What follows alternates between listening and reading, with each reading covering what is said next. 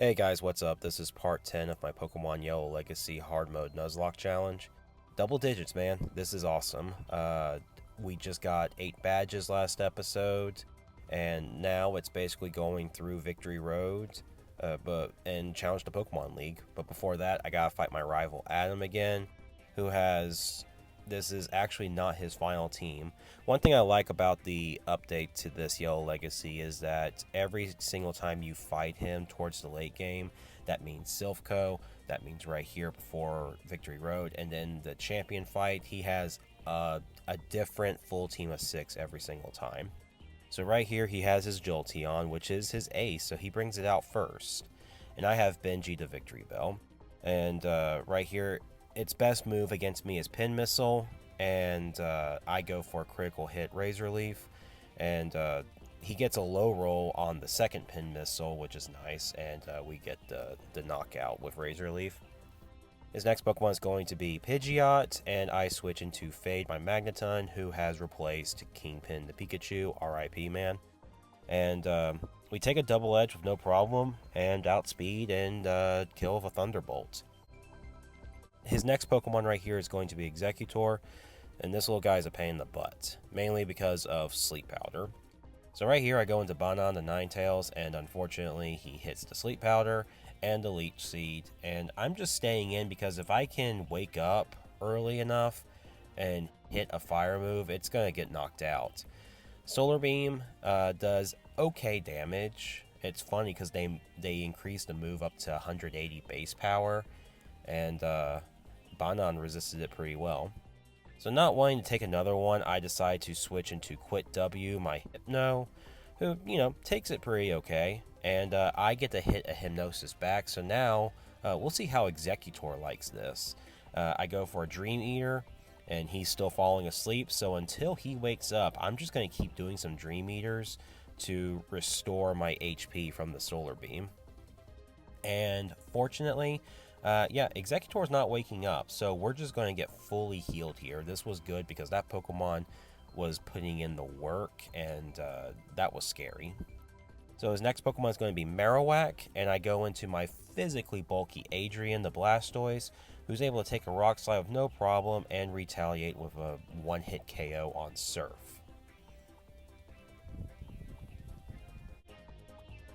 His next Pokemon is going to be Arcanine, and I just stay in and we outspeed, and I go for a Hydro Pump.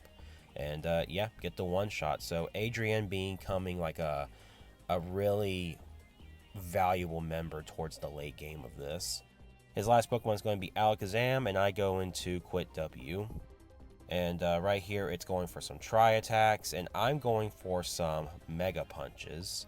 And right here, he gets saved because Tri-Attack triggers the burn, and Mega Punch does not get the knockout. Right here, he goes for another Tri-Attack, and I miss my Mega Punch, which puts me in a pretty bad situation. I decide to go into Mano Sky because I figured he outspeeds the Alakazam, but we almost lost him due to a critical hit on a Psychic. 2 HP, I don't need this right now, just before the Pokemon League. Yeah. But thankfully, even with all that risk, I was able to outspeed and knock out the Alakazam. And now it's just going through the nice gates to confirm my 8 badges and then going into Victory Road. Honestly, nothing really exciting happens going through the gates. There is grass there, but I have all the Pokemon there. I can apparently get the starters, but I have them as well. So that's not going to happen. Going through the first level of Victory Road, I do get my encounter, which is going to be a Rhyhorn. A little late to use it. I do like it, though. Could be an option for my final team. I don't know. But, we get the paralysis on it, and I immediately catch it with a Pokeball, and his nickname is going to be John. I'm just going to let this fight happen in the background. I want to show off at least one of the trainers on Victory Road. Like, every trainer here has a pretty full team. Like, I don't think I fought anyone with less than 4 Pokemon. which is pretty nice. This kind of represents that these trainers have also beaten the gym challenge, just like me, and they have pretty good Pokemon on their final teams. So, yeah, like, both Yellow Legacy and Crystal Legacy, I think, have been fantastic games. I'm really excited because Smith Plays and his team are working on Emerald Legacy, and I like Pokemon Emerald. So, yeah, just looking forward to all this stuff. But anyway, my thought process is, as long as I don't lose any Pokemon going through the trek on Victory Road, which I've been pretty fortunate so far, I think my final team for the Elite Four is going to be relatively the same as it is now.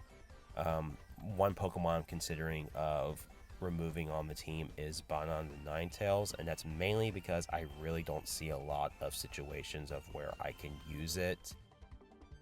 The champion fight, yeah, like, Blue or Adam in this game does have some Pokemon that would be weak to fire, but I just don't think it's really worth it. So I'm thinking of some other members to add. I'm definitely adding in Fade. I'm also bringing Hypno, and I think I'm bringing Adrian the Blastoise. Hypno has been proving to be a very valuable member at this point in the game. I really needed a Psychic type, and so I'm happy I got that.